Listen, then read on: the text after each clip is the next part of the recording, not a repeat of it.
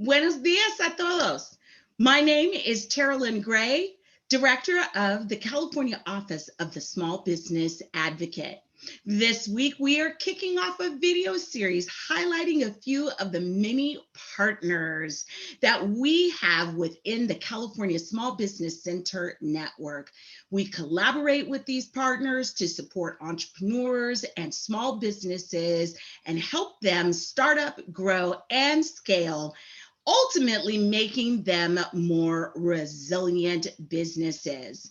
Today, I am joined by a friend and colleague, Yery Olivares, who is the Fresno Area Hispanic Foundation Chief Operating Officer, someone that I know, have worked with quite a bit when I was at Fresno Metro Black Chamber of Commerce, and I can just say a dear, dear, dear colleague. So welcome, Yery.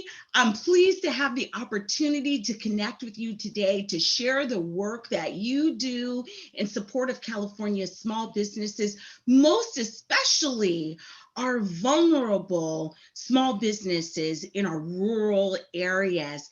Please share with our audience today about your organization and the incredible work that you and your team are doing. Mm-hmm.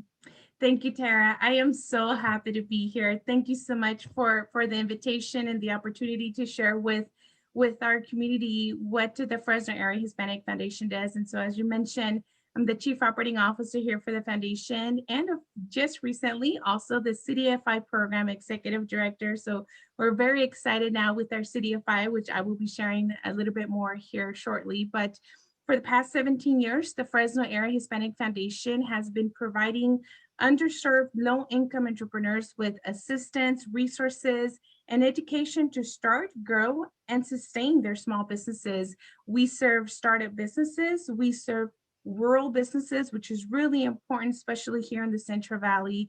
We serve individuals that are operating amazing businesses with ITIN numbers.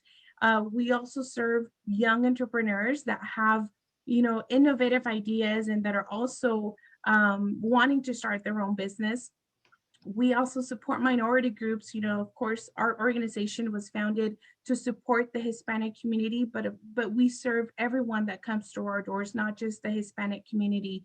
And of course, women entrepreneurs, which is something that's very close to our hearts. We believe in women empowerment and empowering women and providing them with all of the resources and tools that they need so that they can also help support their families, because essentially that's what we're doing when we're helping, women start their businesses. The Fresno Area Hispanic Foundation provides one-on-one technical assistance. And what that means is we provide hand-holding services and guide them through the process of, from the development of their business plan to launching and growing their small businesses. We have training that we provide, educational workshops in different areas when it comes to marketing, business management, legal matters, compliance, making sure that they're operating their businesses in a way that's going to help them and be successful and self-sustainable as well. We also have our Downtown Business Hub Incubator, where we operate all of our programs and services from. We provide office space to startup businesses. We also have other nonprofits here that complement the services that we provide to our small business community. And of course, like I mentioned just recently, our CDFI, which, we are so excited and happy to be able to have now provide full circle services from the Fresno Area Hispanic Foundation and the financing to underserved small businesses. So we have loans from $2,500 to $75,000 that we can provide to small businesses all throughout the San Joaquin Valley. Congratulations on the CDFI. That's a real benchmark for you guys and amazing. Yery, one of the things that I know has been so critical in the Central Valley and especially in the rural areas is to be able to have in-language support. And it is just, talk to me about one or two success stories from folks that you guys have helped, and some of the obstacles maybe that your entrepreneurs have overcome. Of course. We have a husband and wife that we have been assisting for a little over a year, and they sell Western boots and Western attire fashion. And of course, when COVID came, they had to shut down because their location was inside a mall and the mall could not open at all. So they found themselves, not being able to sell any of their products. They were still capturing an audience. They were still, getting phone calls from their customers. When can we go? When can we buy stuff? And so unfortunately, she was not able to do that for quite some time. Just before the pandemic, she was getting ready to expand to a second location because she wanted a location outside. Besides having a second location, she wanted it to be a location that was outside of a mall. She wanted it to be an independent location. And so what we did is we came in and we assisted her. We provided some technical assistance. We helped her with her business plan to make sure that she was ready to expand to a second location, especially during COVID, because we know that everybody was going through challenging times.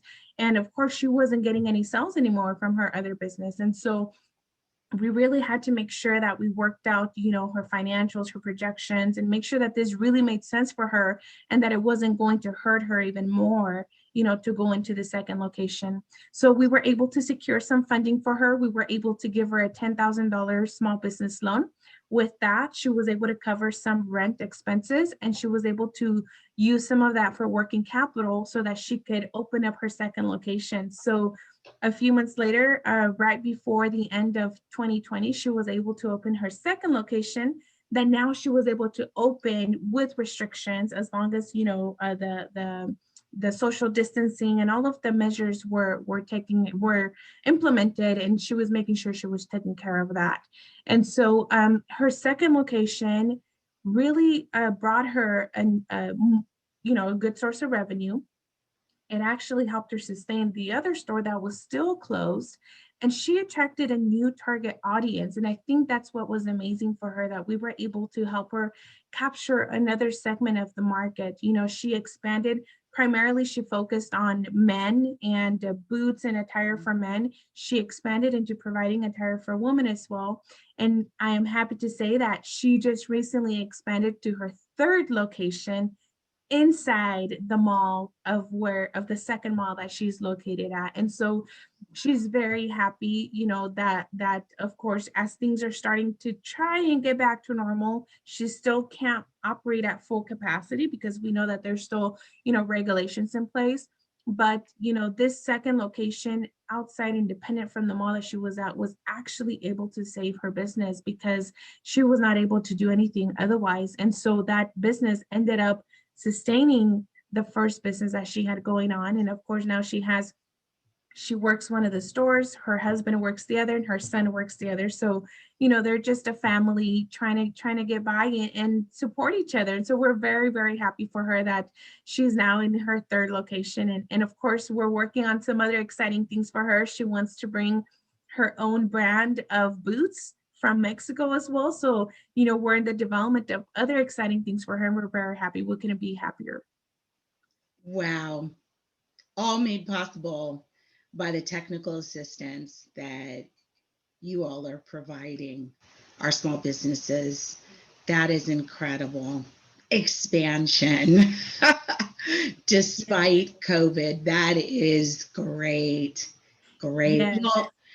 Oh, go ahead. Were you going to say something else? Yeah, I was just going to say, it's one of those things that, we know that the pandemic brought a lot of challenges, a lot of hardship to our small businesses and just our population in general. But, stories like these are the ones that we hold on to, the stories that we're able to find an opportunity to get ahead and to, continue fighting for their families, because at the end of the day, like I mentioned earlier, that's what they're fighting for. This is, how they are able to support their families and provide for their children. And, they couldn't just stay still. They had to find an opportunity to get through. And so we're happy that we were able to help them. We know that, with our resources and our assistance, they were able to get there. But at the end of the day, they're doing the day-to-day hard work, and we know that that's very, very challenging and difficult. And so we're happy to be able to contribute a small piece to the hard work that they've done. Exactly. And that's the spirit, right? That's the California dream, the American dream. We're seeing the spirit at work here, and it's a beautiful thing. Thank you Yes. so much, Yery. As a soldier on the street, boots on the ground, doing the hard work.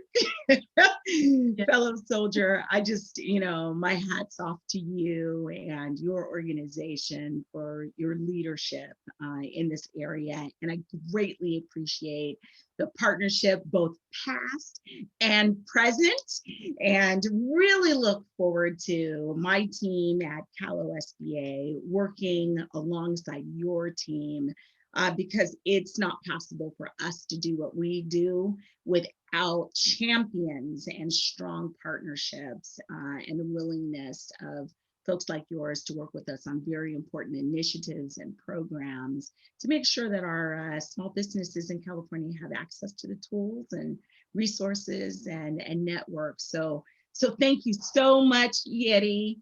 And I look forward to seeing you soon.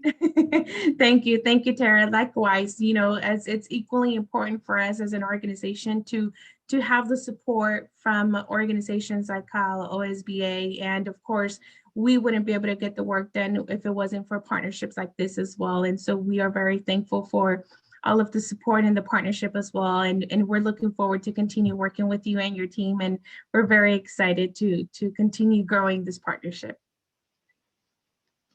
Adios, amiga. Thank you, Tara.